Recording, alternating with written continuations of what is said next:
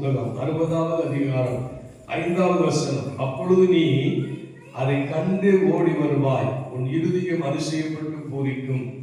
கடற்கரை திரளான கூட்டம் உன் வசமாக திரும்பும். ஜாதிகளின் பலத்த சேனை உன்னிடத்திற்கு வரும். சங்கீதம் 118:24. இது கர்த்தர் உண்டு பண்ணின நாள், இதிலே கனிகூர்ந்து மகிழ கடவோம். பரலோகத்தில் இருக்கிற எங்கள் பிதாவே, இவர்கள் இருதயம் எப்பொழுதுமே அதிசயப்பட்டு பூரித்துக் கொண்டிருக்கும்படி இவர்களோடு கூட நீர் இடைப்படுவீராக, பேசுவீராக. உம்முடைய வசனத்தை நீர் அனுப்பி அது வேறுமே திரும்பாது என்று சொன்னவர், அது எதற்காக அனுப்புகிற அதை செய்துவிட்டுத்தான் அது திரும்பும் என்று சொன்ன தேவன், அந்த வார்த்தை அதற்கு ஏற்றாற் போல கிரியை செய்யும்படி உம்முடைய வசன விரைந்தடைந்த சிசுர தொகை இடத்திலே பெருகும்படியா தேவனுடைய ஆவியானவர் இப்பொழுது கிரியை செய்யுங்க, பேசுங்க. இதை கேட்கிற யாவரும் இருதயமும் அதிசயப்பட்டு பூரிக்கட்டும். உங்க நாம மகிமைப்படட்டும். இயேசுவின் நாமத்தில் ஜெபிக்கிறோம் நல்ல பிதாவே, ஆமென். அல்லேலூயா. கவனிங்கள், நம்முடைய இருதயம் அதிசயப்பட்டு பூரிக்கும். எப்படி அதிசயப்பட்டு பூரிக்கும் சொல்லி நான் உங்களுக்கு தொடர்ந்து அன்னாள், ரூத்து, எஸ்தர், இந்த 3 காரியங்களும் பார்த்திருக்கிறோம். நம்முடைய இருதயம் அதிசயப்பட்டு பூரிக்க வேண்டும் என்றால் அன்னாரிடத்திலிருந்து கற்றுக்கொண்டது என்னன்னா, அவள் முதலாவது தேவனை குறித்த ஒரு அறிவு உள்ளவளாய் இருந்தாள். அவள் தேவனை அறிகிற அறிவு அவளுக்கு இருந்தது. அப்ப தேவனை அறிகிற அறிவு நமக்கு வேண்டும் என்றால் நம்ம வேதத்தை அதிகமா என்ன பண்ண வேண்டும்? வாசிக்க வேண்டும். புரிகிற மாதிரி வாசிக்க வேண்டும். நீங்கள் ஒரு அதிகாரத்தை வாசித்தாலும் அது உங்களுக்கு புரிகிற மாதிரி, எவ்வளவு வாசித்தோம் என்பது அல்ல, எவ்வளவு புரிந்தோம் என்பது நமக்கு ரொம்ப முக்கியம். அதுக்கேற்றாற்போல நீங்க ஒரு வசனத்தை வாசித்தா கூட புரிகிற மாதிரி வாசிப்பது நமக்கு நல்லது. அல்லேலூயா.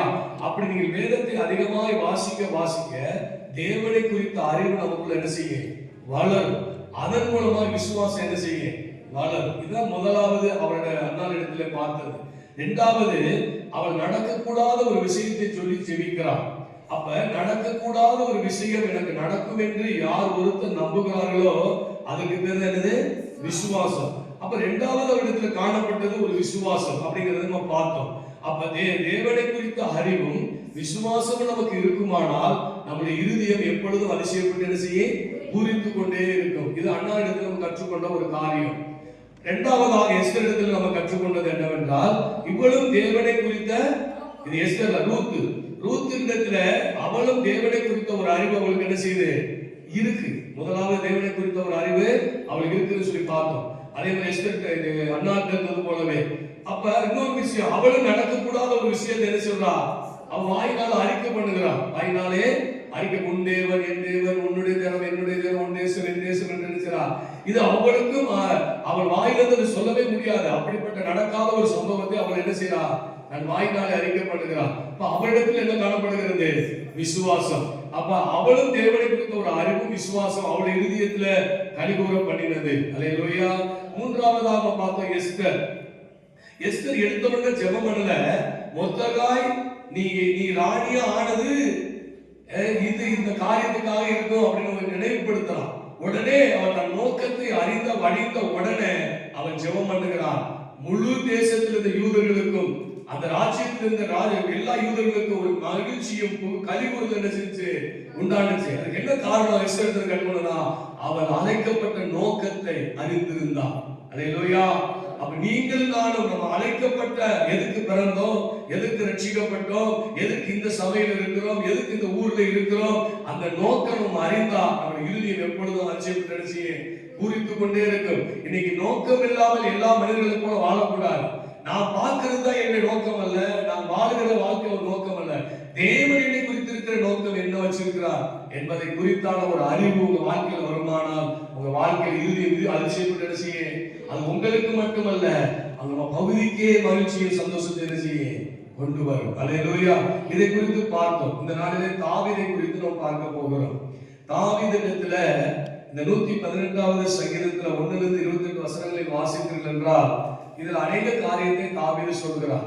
தன்னுடைய வாழ்க்கையில முன்னேறி வருவதற்கு என்னென்ன தடைகள் எல்லாம் இருந்தது என்று மறைமுகமாய் சொல்கிறார். சரிங்களா? அவர் சொன்னார், மனுஷனை நம்புவதை பார்க்கிலும் தேவனை பற்றுதலா இருப்பதே நல்ல, பிரபுக்களை நம்புவதை பார்க்கிலும் தேவன் பற்றுதலா இருப்பதே நலம் அப்படிங்கிறார். அப்படி என்ன அர்த்தம்? இவங்களெல்லாம் நம்பாத, இவங்கெல்லாம் எனக்கு என்ன பண்ணாங்க, என் வாழ்க்கை முன்னேற்றத்துக்கு தடையா இருந்தாங்க.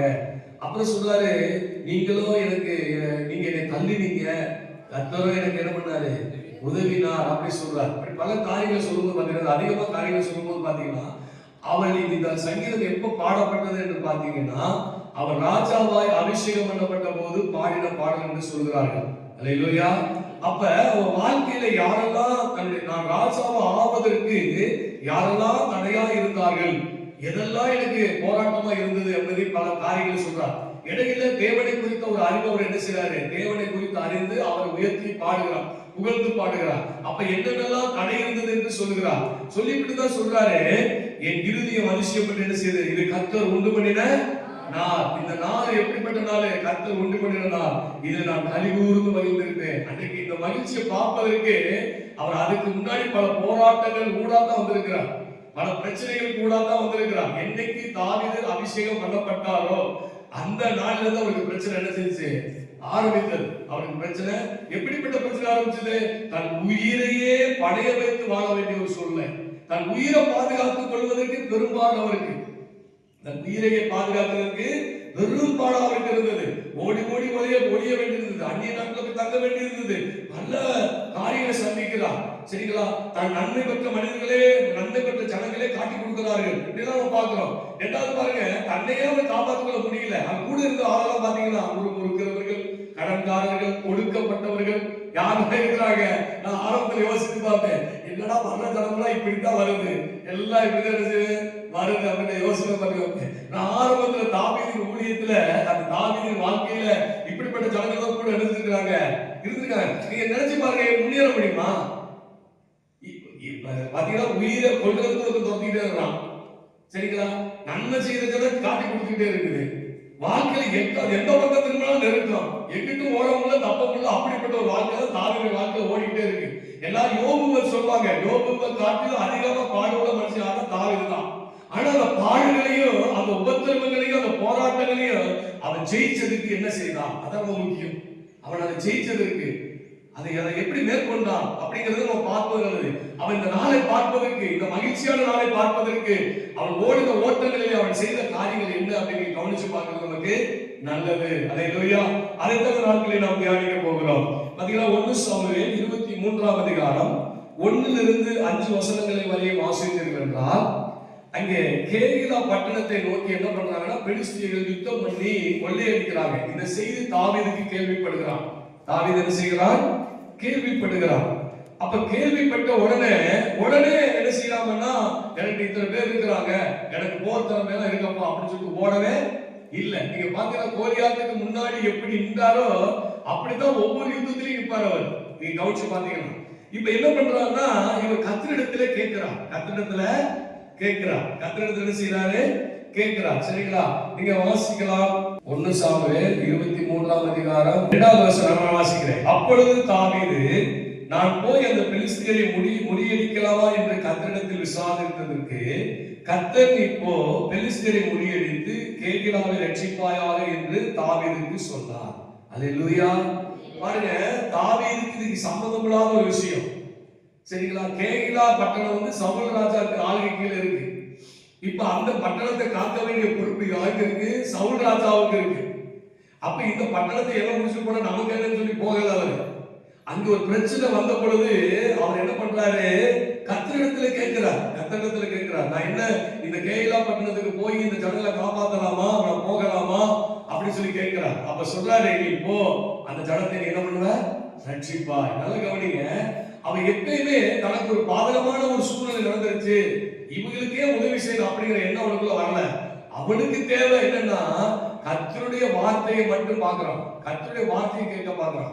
அப்ப இந்த யுத்தத்தில் அவர் செய்ததற்கு காரணம் என்னன்னு சொல்லி நீங்க பாத்தீங்கன்னா, அந்த பட்டணத்தாருக்கு ஒரு பாதுகாப்பை கொண்டாடுறதுக்கு, ஒரு மகிழ்ச்சியை கொண்டு வரதுக்கு என்ன காரணம் சொல்லி நீங்க பாத்தீங்கன்னா, கர்த்தருடைய வார்த்தையை நம்பினான், கர்த்தருடைய சத்தத்தை கேட்டான். அல்லேலூயா. அப்ப கர்த்தருடைய வார்த்தையை நீங்க நம்பும் போது உங்கள் இருதயம் மாத்திரமல்ல, உங்களை சார்ந்திருக்கிற மக்களுடைய இருதயங்களையும் கலிகூற பண்ண முடியும். அல்லேலூயா. நமக்கு எல்லாம் பலன் இருக்கு, நமக்கு எதையாவது சாதிச்சிருவோம் அப்படின்னு நினைச்சு நம்ம எதையாவது செய்ய போகுமானால் அது நமக்கு தோல்விகளையும் நஷ்டங்களையும் என்ன செய்ய கொண்டு வரும். நம்ம எந்த ஒரு காரியத்தை எடுத்துக்கிட்டோம், அது வேலையா இருந்தாலும் சரி, தொழிலா இருந்தாலும் சரி, இது கர்த்தருக்கு சித்தமா, கர்த்தருக்கு இந்த தொழிலை குறித்து, இந்த வேலையை கர்த்தருடைய வார்த்தை என்ன இருக்கு, நான் செய்ய போகிற காரியத்துல கர்த்தர் என்ன சொல்லுகிறார் என்று நாம் அந்த வார்த்தையை கேட்டு செயல்படுவோம் என்றால் நம்முடைய வாழ்க்கையில கண்டிப்பா ஒரு இருதயம் கலிகூறுகிற காரியத்தை, ஜெயத்தை நமக்கு என்ன செய்வாரு, தருவார். சரிங்களா? நான் உதாரணத்துக்கு ஒரு சில காரியங்கள் மட்டும் சொல்றேன். கர்த்தருடைய வார்த்தையை மட்டும் நம்பி செயல்பட்டார் என்பது. இரண்டாவது பாருங்க, அதே அதிகாரத்துல 7-13 வரை பாத்தீங்கன்னா இது யுத்தம் யோசிச்சு இப்ப இந்த யுத்தத்தை பண்ணிட்டு இந்த கேகிலா பட்டணத்துலதான் இந்த தாவீது ராஜா தாவீது இருக்கிறான் என்று சவுலுக்கு அறிவிக்கப்படுகிறது. அறிவிக்கப்பட்ட உடனே சவுல் என்ன செய்யறாரு, அங்க ஒரு பெரும் படையோடு வருகிறார். ஏன்னா இந்த சவுலுக்கு பயந்துதான் இந்த தாவீது ஒவ்வொரு இடமும் ஓடிட்டே இருக்கிறார். சரிங்களா? இப்ப இந்த தாவீது இங்க இருக்கிறான் என்று சொன்ன உடனே இவங்க என்ன பண்றாங்க, தேடிக்கொண்டு இவங்க வர்றாங்க. வரும்போது இப்ப பாருங்க, இந்த ஜனங்களை காப்பாத்துனாரு தாவீது. அப்ப இந்த தாவீதுக்கு பக்கபலமா யார் இருக்குன்னு இந்த ஜனங்கள் இருக்கணும். அப்படி நம்ம யோசிச்சா எப்படி யோசிச்சிருப்போம், நம்ம யுத்தத்தை செஞ்சு இவங்களை காப்பாத்திருக்கிறோம், இந்த சவுல் ராஜா காப்பாத்தினாரு, கண்டிப்பா இந்த ஜனங்கள் நமக்கு சப்போர்ட் அனுப்பிச்சுவாங்க. நம்மளா இருந்தா நம்ம தான் நினைச்சிருப்போம், நம்ம யாருக்கா உதவி செஞ்சுட்டு வச்சுக்கிறேன், நம்ம அங்க போய் நின்றுக்கிட்டு நமக்கு பாதுகாப்பா இருப்பாங்க, நமக்கு அடைக்கலமா இருப்பாங்கன்னு நம்ம என்ன செய்வோம், நம்ம யோசனையில நம்புவோம். ஆனா தாவீது அப்படி நம்மள ஜனங்கள் மேல என்ன இல்ல, அவனுக்கு நம்பிக்கையே இல்ல. அவன் போய் கர்த்தரிடத்துல என்ன செய்யறான், கேட்கறான். கர்த்தரிடத்துல போய் என்ன செய்யறான், கேட்கறான். பாத்தீங்கன்னா 7 நீங்க 13 வரை வாசித்தீங்கன்னா 23:10. அப்பொழுது தாவீது, இஸ்ரவேலின் தேவனாகிய கர்த்தாவே, சவுல் கேகிலாவுக்கு வந்து என் நிமித்தம் பட்டயத்தை அழிக்க வகை தேடுகிறான் என்று உமது அடியானாகிய நான் நிச்சயமாய் கேள்விப்பட்டேன். கேகிலா பட்டணத்தார் என்னை அவர் கையில் ஒப்பு கொடுப்பார்களோ, உம்முடைய அடியேன் கேள்விப்பட்டபடியினால் வருவானோ, கேள்விப்பட்டபடியாகவும் வருவானோ, இஸ்ரவேலின் தேவனாகிய கர்த்தாவே, இது உம்முடைய அடியாருக்கு தெரிவிக்க வேண்டும் என்றான். அதற்கு கர்த்தர், அவன் வருவான் என்றார். கேகிலா பட்டணத்தார் என்னை என் மனுஷரை சமீபத்தில் ஒப்புக் கொடுப்பார்களோ என்று தாவீது கேட்டதற்கு கர்த்தர் ஒப்புக் கொடுப்பார் என்றார். அல்லேலூயா. கவனிங்க, அவன் கர்த்தரிடத்துல போய் கேட்கிறான், கர்த்தருடைய வார்த்தையை நம்ம கேட்கிறோம். கர்த்தர் வார்த்தை சத்தம் வேணும், அவருடைய வார்த்தை எனக்கு வேணும் அப்படின்னா நம்ம இன்னைக்கு எந்த காரியங்களிலாவது இந்த செய்யற காரியங்களுக்கு கர்த்தருடைய வார்த்தைகள் இருக்கா, எனக்கு இதனால கர்த்தருடைய வார்த்தை எனக்கு இதை சொல்லித்தா, கர்த்தர் சொல்லித்தா அதை செய்யறனா அப்படிங்கறத நினைச்சா நம்ம வாழ்க்கையில அதை யோசிக்க மாட்டோம். நல்லா கவனிங்க, கர்த்தருடைய வார்த்தையை மட்டும் அவன் என்ன செஞ்சான், நம்பினான். தாவீது அவன் வாழ்க்கையில வந்த பல பிரச்சனை, நான் ஒரு சில எடுத்துக்காட்டு காமிக்கிறேன், நிறைய இடத்துல தான் செய்வார் அவரு. தாவீது செய்வார்.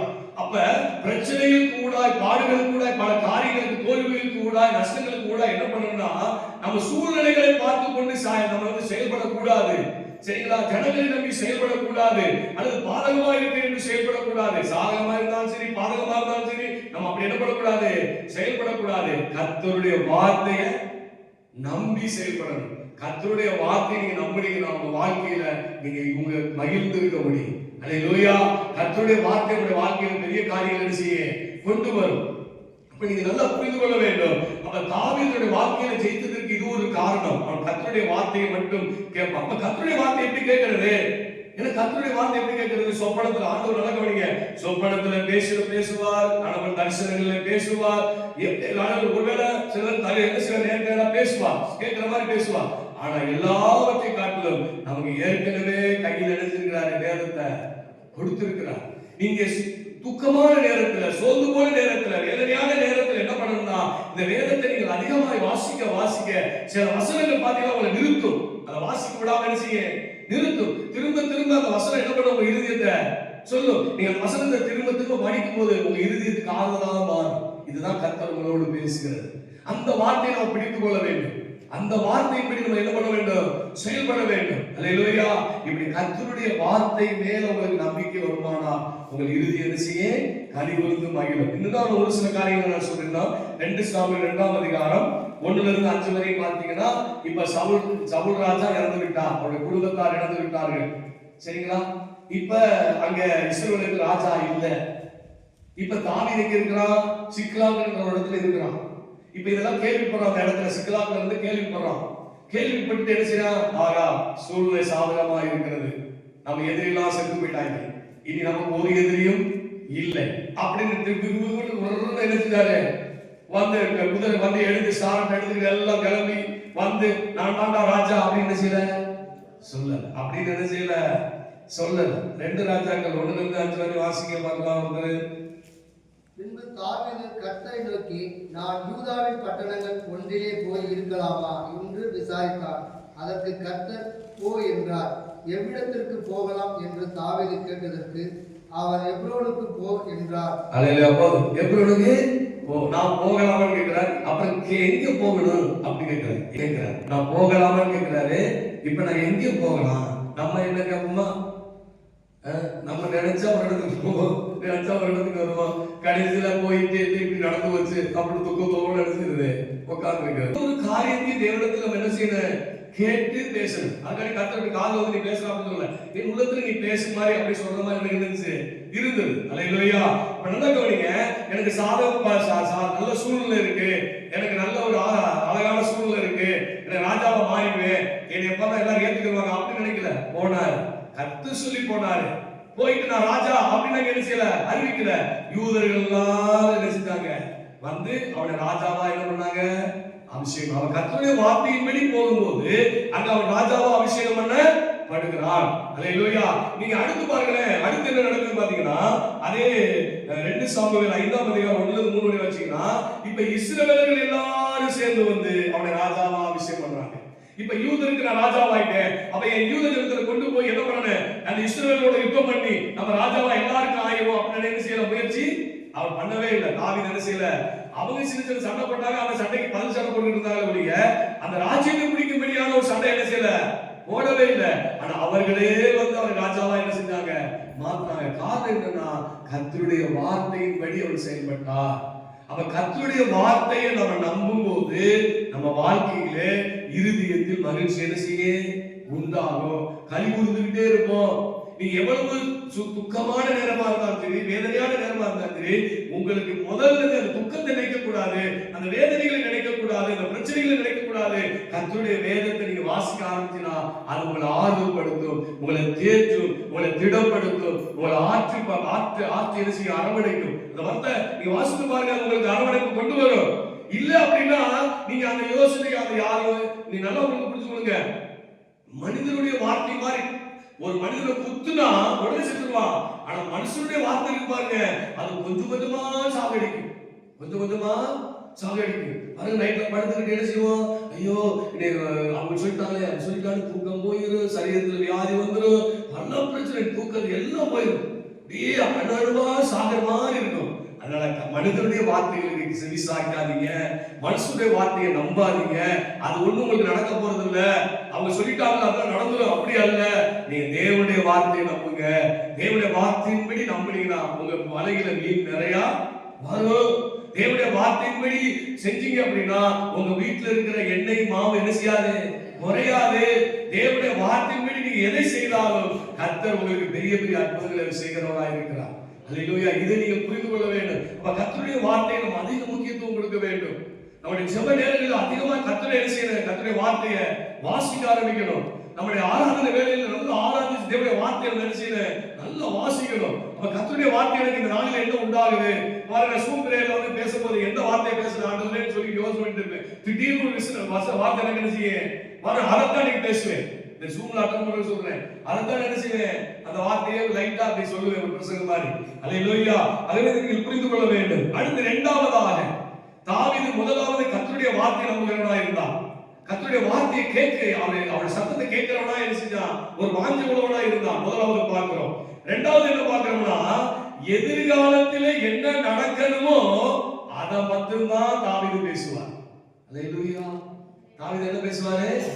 எதிர்காலத்துல எனக்கு என்ன நடக்கணுமோ அதை மட்டும்தான் பேசுவார். நீங்க நல்லா கவனிச்சு அநேக சங்கீதங்கள்ல நீங்க பாத்தீங்க அப்படின்னா அவர் சொல்லுவார், என் நிலைமை இப்படி நிலைமை எப்படி சொல்லிட்டே வருவாரு. திடீர்னு பாத்தீங்கன்னா ஆனால் ஆனால் அப்படின்னு ஆரம்பிப்பார். நானோ அப்படின்பார். அல்லேலூயா. இப்படிலாம் இருக்கு, ஆனா நானோ அப்படின்பார். பாத்தீங்கன்னா அவரை எப்படி பாத்தீங்கன்னா சொல்லுறா, என் சத்துருக்களுக்கு முன்பாக ஒரு பந்தி ஆயத்தப்படுத்தி என் தலையை நான் அபிஷேகம் பண்ணி என் பாத்திரம் ரெண்டு வழித்தோடுகிறது. அப்படி சொல்றாரு. நடந்துச்சு அந்த சங்கீதம் பாடும்போது இல்ல. எப்ப இவர் ராஜாவா ஆகிறது, சத்துருக்களுக்கு முன்னாடி அவர் என்ன செய்ய ராஜாவா எப்படி அபிஷேகம் பண்ணாலும் உறுதிப்படுது. எப்ப அவர் ராஜாவா மாறப்பட்டதை உறுதிப்படுகிறது. அவர் அறிந்தோடு அந்த ஆசீர்வாதம் அனைவரும் கடந்து போகிறது. பார்க்கிறோம். அப்ப எதிர்காலத்துல நடக்க போகிற காரியங்களை அவனா மனதில் அவர் சொல்றாரு, என் இறுதிய விரும்பினதை நீங்க செய்வீங்க, என் மன விருப்பத்தை நிறைவேற்றினீங்க அப்படின்னு சொல்றாரு. அப்ப என்ன எதிர்பார்த்தாரோ, என்னத்தை அவர் வாஞ்சித்தாரோ அதை பேச ஆரம்பிச்சார். அல்லேலூயா, அதை பேச ஆரம்பிச்சாரு. அன்பான தேவஜனங்களே, நான் சொல்றேன், உங்க சூழ்நிலைகளை நீங்க பேசாதீங்க, உங்க வாழ்க்கையில இருக்க உபத்திரவங்களை பேசாதீங்க, உங்க சூழ்நிலை என்ன நடக்குதோ அதை பேசாதீங்க, உங்க குறைவை பேசாதீங்க, உங்க வேதனையை பேசாதீங்க, உங்க துக்கத்தை பேசாதீங்க. அது அதிகரிக்க முடிய அது குறையவே குறையாது. ஆனா தேவ வார்த்தை என்ன பண்ணுங்க, பேச ஆரம்பிங்க. வியாதி இருந்துச்சா, வியாதிக்கு ஏற்ற வார்த்தைகளை பேசுங்க, பிரச்சனைக்கு ஏற்ற வார்த்தைகளை பேசுங்க, உங்க சூழ்நிலைக்கு ஏற்ற வார்த்தைகளை பேசுங்க. அப்படி பேசும்போதுதான் உங்க வாழ்க்கையில ஒரு மாற்றத்தை நாங்கள் என்ன செய்ய முடியும், எதிர்பார்க்க முடியும். இப்ப உங்க மகன் சரியில்லாம இருக்கலாம், உங்க பொம்பளை பிள்ளை சரியில்லாம இருக்கலாம், நம்முடைய பிள்ளைகள் சரியில்லாம இருக்கலாம். அந்த சரியில்லாமல் இருக்கிற பிள்ளைகளை பார்த்து அந்த சரியில்லாததை வச்சு சொல்லிக்கிட்டே இருக்க கூடாது. நம்ம என் பிள்ளை நல்லா வருவா, உயர்ந்திருப்பான், மேன்மையா இருப்பான், என் பிள்ளை அதிகாரத்துக்கு வருவான், நீங்க என்ன கலெக்டர் ஆனா, இன்ஜினியர் ஆனா, அவன் மக்கு பையன் அப்படிலாம் நினைச்ச கூடாது, சொல்லிக்கிட்டே இருக்க கூடாது. என்ன நீங்க உங்க பிள்ளைய என்ன விரும்புறீங்களோ, உங்க வீட்டுக்காரர் எப்படி இருக்கு நீங்க விரும்புறீங்களோ அப்படி சொல்லி பாருங்க. வீட்டுக்காரர் இப்ப எப்படி இருக்கிறார் நமக்கு முக்கியம் அல்ல, நீங்க வீட்டுக்காரர் எப்படி உங்களுக்கு இருக்க வேண்டும் என்று நீங்க விரும்புறீங்களோ அப்படி சொல்லுங்க. என் வீட்டுக்காரர் எனக்கு உழைச்சு அவர் எனக்கே தருவாரு, எனக்கே அவர் சொந்தமா இருப்பாரு, அவர் காசு ஒன்றுமே வீணா போகாது, அவர் நல்லவரா இருப்பாரு, என் மேல பாசமா இருப்பாரு. நீங்கள் எதிர்பார்க்கிற வார்த்தைகளை சொல்லுங்கள். அப்படியே நீங்க வாழ்வதை ஒரு நாள் காண்பீங்க. அது அப்படியே நடக்கும் வாழ்க்கையில.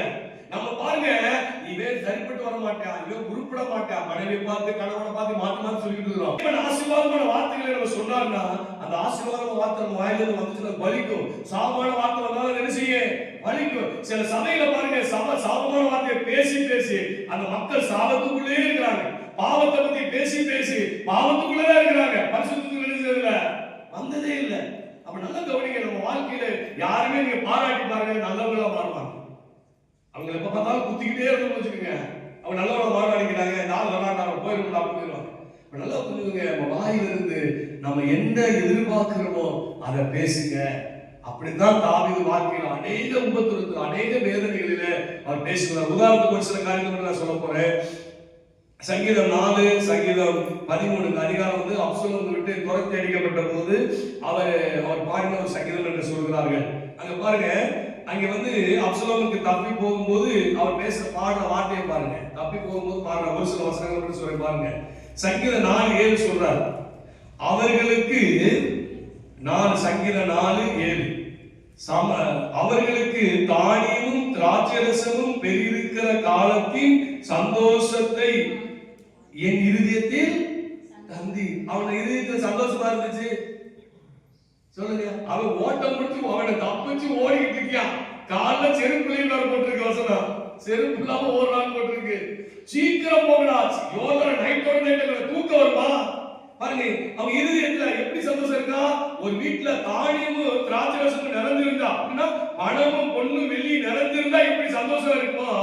அது மாதிரி எனக்கு சந்தோஷம் இருக்கு தந்தீரே, சந்தோஷத்தை தந்து. அப்படி இந்த வார்த்தை அப்படியே தந்தார் அவருக்கு. மறுபடியும் திரும்பி அப்சலோம் செத்து போயிடுறான், திரும்ப தாவீது ராஜாவா மாறுறான்.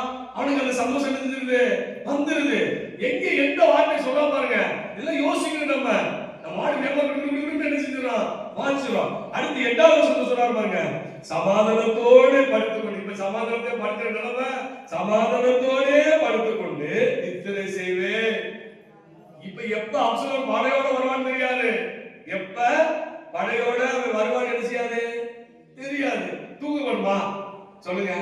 இப்ப கடற்காரன் நாளை காலம் வர போறேன், இன்னைக்கு நைட் நமக்கு தூக்கம் வருமா சொல்லுங்க. நமக்கு இன்னைக்கு நைட் தூக்கம் வருமா?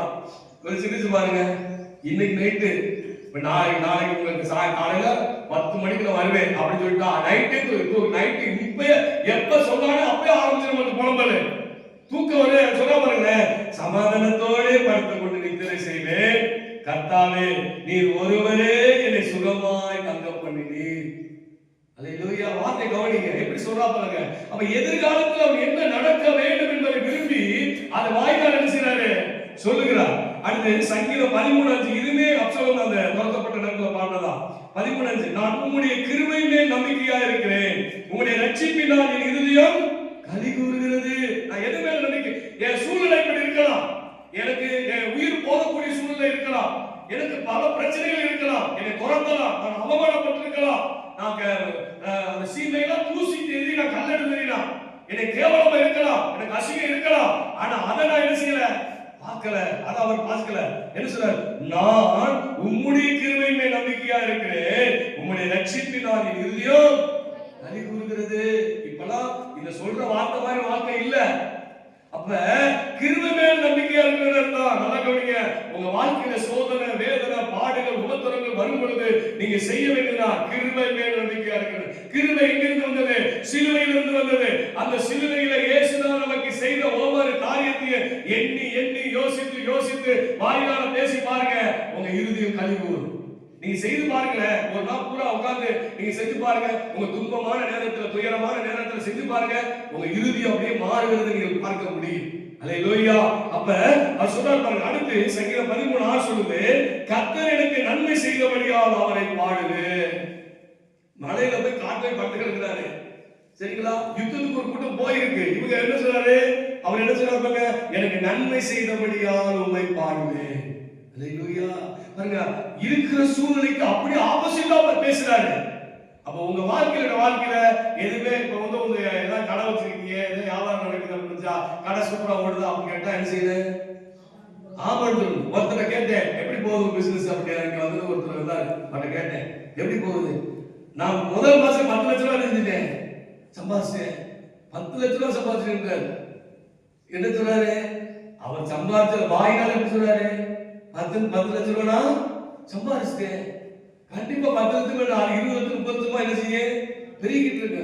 இல்லங்க சரி இல்லங்க, நம்ம பரவாயில்ல, நம்ம நினைச்ச ஊழியம் எப்படி இருக்கு பரவாயில்ல, அது எப்படி இருக்கு பரவாயில்ல, நம்ம சொல்லுவோம் பரவாயில்ல என்னங்க அப்படின்னு சொல்லுவோம். அப்படியே இல்ல, நம்ம இருக்கிறதே பேசக்கூடாது, என் சூழ்நிலையில பேசக்கூடாது. உண்மையிலே சொல்றேன், சூழ்நிலையை பேசி பேசிதான் இந்த லெவலில் நம்ம இருக்கிறோம். சூழ்நிலையை பேசுறதை விட்டுவிட்டு இனிமே நீங்க என்ன விரும்புறீங்க? நீங்க என்ன விரும்புறீங்க? நீங்க வந்து எனக்கு எப்ப பார்த்தாலும் வியாதி வரணும் விரும்புவோம், எனக்கு எப்ப பார்த்தாலும் தீமை வரணும் விரும்புவோம், எனக்கு எப்ப பார்த்தாலும் பாடு வரணும் விரும்புவோம், எனக்கு எப்ப பார்த்தாலும் துக்கம் வரணும் விரும்புவோம், என் வீட்டுக்காரர் இப்படியே இருக்கணும் அப்படின்னு விரும்புவோம், என் மனைவி இப்படியே இருக்கணும் விரும்புவோம். இல்ல, நம்ம விருப்பமே வேற. விருப்பத்தை பேசுங்க. பேசுறதுல காசு கொடுக்க போறோம், நம்ம விருப்பத்தை பேசுறதுனால காசு கொடுக்க போறோமா? நீ என்ன எதிர்பார்க்கிறீங்களோ அதை பேசுங்க. அதை விட்டு நீ அப்படி செஞ்சாங்க, அப்ப எப்ப செஞ்சது? கல்யாணத்தை அப்ப செஞ்சது, அதுக்கு முந்தி செஞ்சது, அதுக்கு முன்னாடி பண்ணது, எப்பயோ நடந்ததுதான் இப்பதான் என்ன செய்யுது? சார் கோபம் வந்து உச்ச கட்டத்தில் போனது அப்பதான் குத்துறது, எடுத்து கத்தி எடுத்து குத்துற மாதிரி சொருக்கு நினைச்சது குத்துறது. அதோட அவரு அப்படியே மனம் பண்ணி போத்து கீழே விட வேண்டியது, இப்படி எதிர்க்க முடியாது கிடக்க வேண்டியது. கடைசி இப்படிதான் மண்டி கூட நினைச்சது. கடந்ததெல்லாம் நினைச்சிருந்த மறந்துடு. கடந்ததெல்லாம் அவர் அப்படி சொன்னாரு, அவர் இப்படி சொன்னாரு, இதெல்லாம் எங்களுக்கு தேவையாது. அது மனம் மடிவை கொண்டு வரும், அது வேதனை கொண்டு வரும், அது மரணத்தை கொண்டு வரும். மனுஷனுடைய வார்த்தையில மனம் மடிவாக்கி விட்டு போயிடும். அல்லேலூயா. நல்லா புரிந்து கொள்ளுங்கள், உங்களுடைய வாழ்க்கையில என்ன விரும்புகிறீங்களோ அதை பேசுங்க. நான் உதாரணத்துக்கு அடிக்கடி சொன்னாலும் இதை விரிவா சொல்லலாம். சங்கீதம் 63 இது சவுலுக்கு பயந்து யூதேயா வனாந்தரத்துக்குள்ள போற ஒரு பாடும்போது சங்கீதம். அந்த சங்கீதத்துல பாடுற வார்த்தையை கவனிக்கல, அது ஒரு மரண பள்ளத்தாக்கு, பாதை இல்லாத இடம், வழிகள் இல்லாத இடம், சரிங்களா? அதுல போன சோழி புரிஞ்சு வச்சு அப்படிப்பட்ட மோசமான ஒரு இடத்துக்குள்ள தாவீது கூப்பிட்டு பேசுறாரு. ஒரே ஒரு வசனம் படுத்துருங்க, நான் வந்து கொழுப்பை நிறுத்தி உண்பது போல அப்படின்னு சொல்றாரு. அங்க எப்படி சாப்பிடறாரா? நம்ம அன்னைக்கு பிரதேசத்துக்கு சாப்பிட்டது மாதிரி பாத்தீங்கன்னா, நம்ம அந்த பிரதேசத்தால் கூட திருப்தியா நம்ம சாப்பிட முடியல. இது நல்லா திருப்தியா சாப்பிடுறதுக்காக உதவி செய்தார். இப்ப நல்லா கவனிங்க, அது மாதிரி எனக்கு என்ன இருக்குது? வாசிக்க வசனத்தை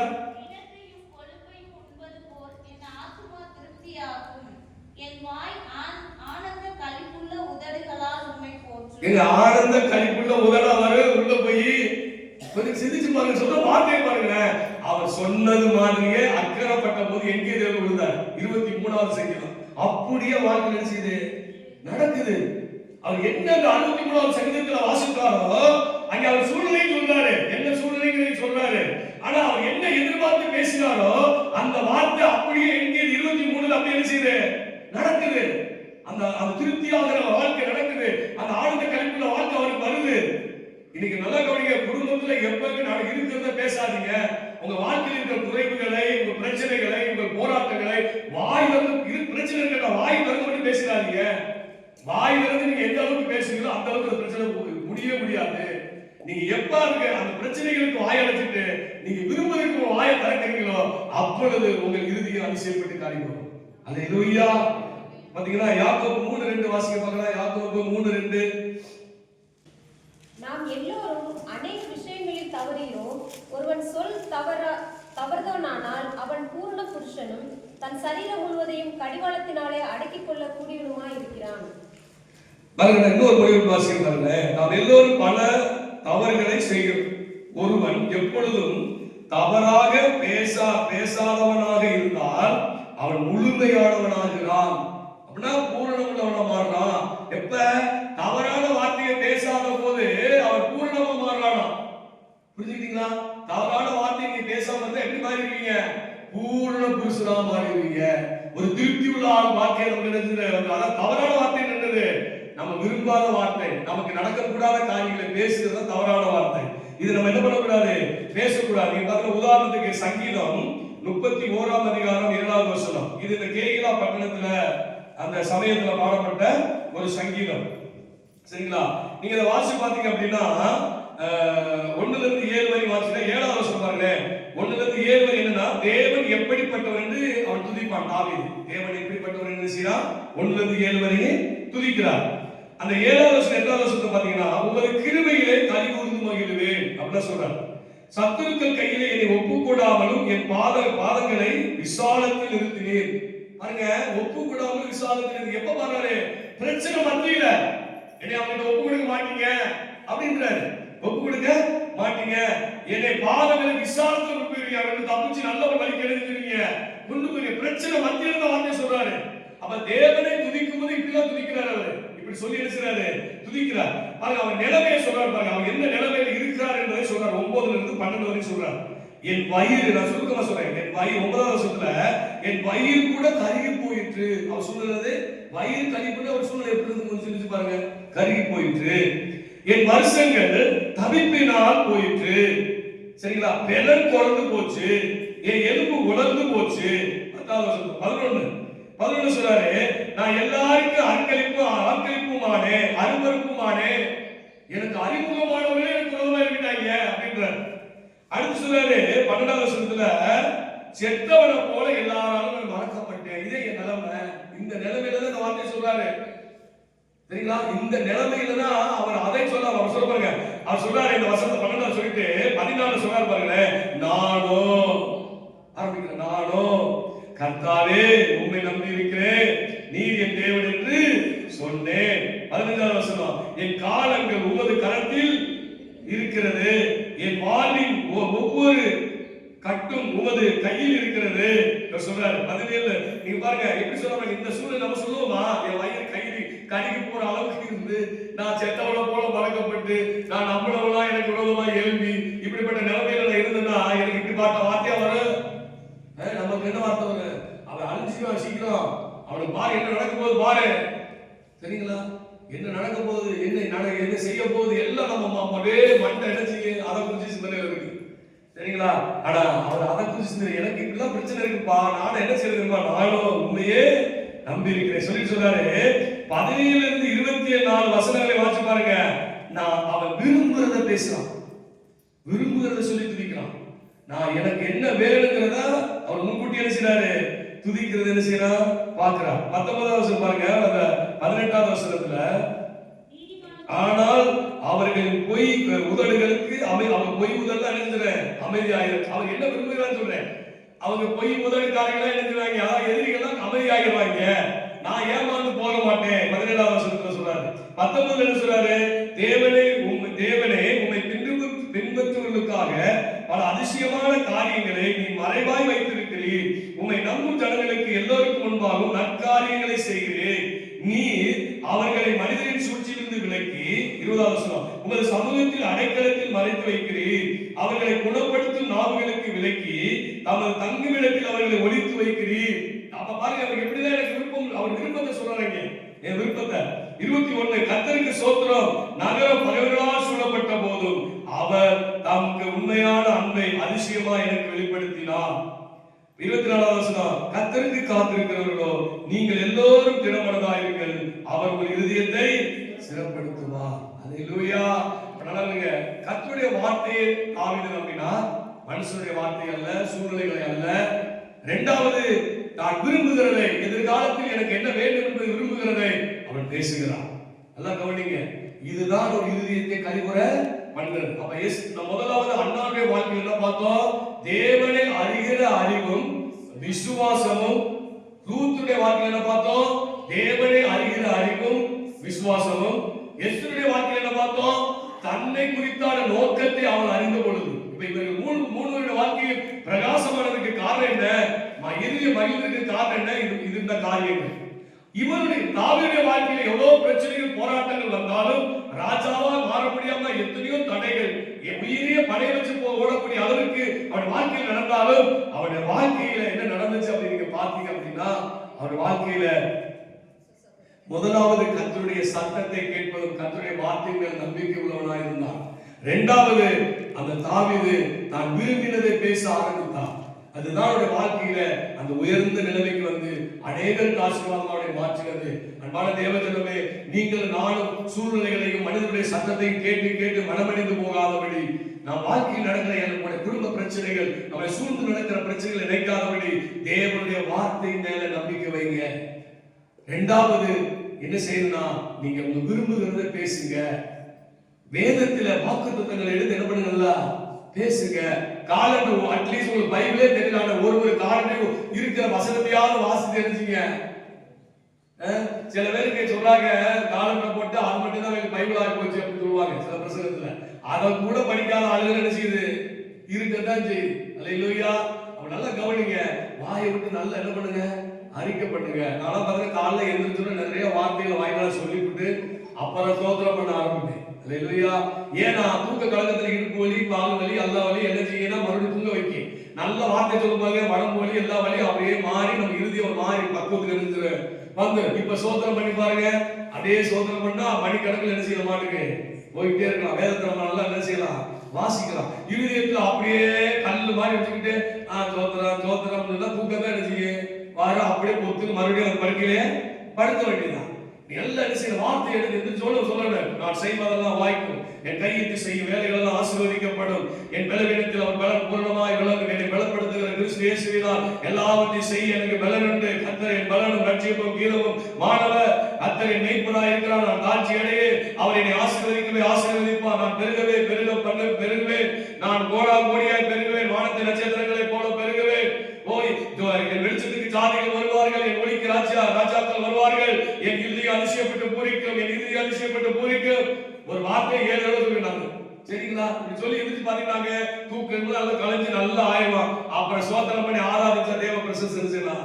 உடம்புல கர்த்தருடைய சத்தத்தை என்ன செய்யலாம்? கேட்கலாம். நம்ம எந்திரிச்ச உடனே உடம்பு வலிக்கிட்டு இங்கிட்டு நெளிப்போம், அங்கிட்டு நெளிப்போம், ஏதாவது நெளிச்சு அதை சரி பண்றதுக்கு மறுபடியும் சரியாகாது, அப்படியே படுத்துருவோம். செவா அவுட்டு, நம்ம துதியே அவுட்டு. சரி, தேவனுடைய வார்த்தையை இப்படிதான் பேசணும்னு எங்க போட்டு நீங்க கேட்கலாம். தேவனுடைய வார்த்தை நிறைய பேருக்கு தெரியும். நான் சொல்ல போறது இன்னைக்கு நான் சொல்லல, இதை எடுக்கிறதுக்கு இன்னும் ஒரு மணி நேரம் ஆகும். சரிங்களா? இது இந்த பிரசங்கத்துக்கு இல்ல, இந்த இப்படிதான் பேசணும்னு ஏன் என்ன இருக்கு அப்படிங்க கேள்வி கேட்டீங்கன்னா அதுக்கு பதிலுக்கு தான் சொல்றேன். ஒரு லைட்டா எபிரேயர் 4ஆம் அதிகாரம் 12ஆம் வசனத்துல போட்டிருக்கு, தேவனுடைய வார்த்தையானது ஜீவனும் வல்லமையும் உள்ளதாயும் இருபுறமும் கருக்குள்ள எந்த பட்டயத்திலும் கருக்குள்ளதாயும் ஆத்துமாவையும் ஆவியையும் கணுவையும் ஊனையும் பிரிக்கத்தக்கதாக உருவ குத்தத்தக்கதாக இருதயத்தின் நினைவுகள் யோசனைகளை வரையறுக்கத்தக்கதாக இருக்கிறது. ஏன் இந்த வசனத்தை நம்பணும், ஏன் இந்த வசனத்தை பேசணும், ஏன் நம்ம விரும்பினதை பேசணும் அப்படிங்கறது இந்த வசனத்துல இந்த வார்த்தையில அடங்கியிருக்கு.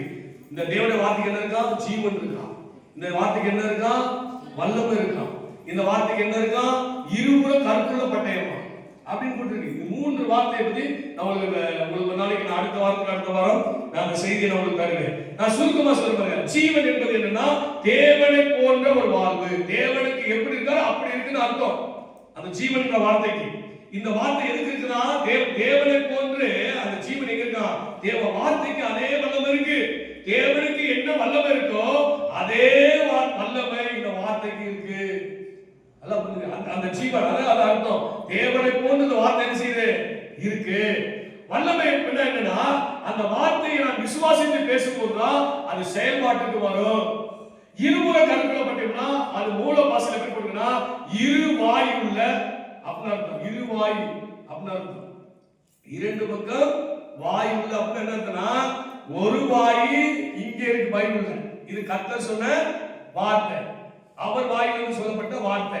இந்த வார்த்தையை இன்னொரு வாய் என்ன செய்யணும் சொல்லணும். அப்பதான் என்ன செய்ய ஊனையே என்ன செய்ய ஆத்துமாவை ஆவியே பிரிக்கும். ஊனைய கண்மையை செய்ய பிரிக்கும். அப்ப கர்த்தர் சொன்ன இந்த வார்த்தையை என் நாவினால நான் சொல்லும் போது என் ஆவியவோ என் ஆத்துமாவையும் பிரிக்கும், என் ஊனையோ என் கணுவையும் பிரிக்கும். அப்படி என்ன ஆவியும் ஆத்மா பிரிக்கிறேன்னா கணுவையை அப்படி என்ன பிரிச்சு விட்டுருமோ அப்படின்னு சொல்லக்கூடாது. சொல்லுங்க பாருங்க. முதல்ல சொல்றது ஆவிக்குரிய வேலை, இரண்டாவது சொல்றது இந்த சரீரத்தில் உண்டாகிற செயல். முதல் செயல் என்னது நம்ம ஆவிக்குரிய காரியத்தில் உண்டாகிற செயல். ஆவி ஆத்மா இருக்குன்னா பாருங்க, சோர்ந்து போயிருக்கு, கவலையில இருக்கு, எதிர்மறையான எண்ணத்தோடு இருக்கிற, வேதனையில இருக்கிற, இந்த மாதிரி நேரத்துல இந்த ஆத்மா நிரம்பி இருக்கு.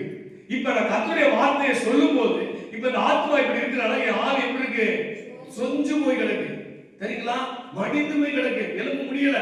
அப்ப கர்த்தருடைய வார்த்தையை நான் என் இறுதியில என் ஆத்மாக்குள்ள போகும்போது இந்த சோர்வை விட்டு நீக்கி என் ஆவி என்ன செஞ்சிரு உயிர்ப்பித்து, என் ஆவி என்ன செஞ்சிரு உயிர்ப்பித்து. இது ஆவிக்குரிய வேலை. அப்ப கர்த்தருடைய வார்த்தை இருமுறை கற்கொள்ளப்பட்ட ரெண்டு வாய் இல்லைன்னா ஒரு வாய் இது தேவனுடைய வாய், இன்னொரு வாய் நம்ம வாய்.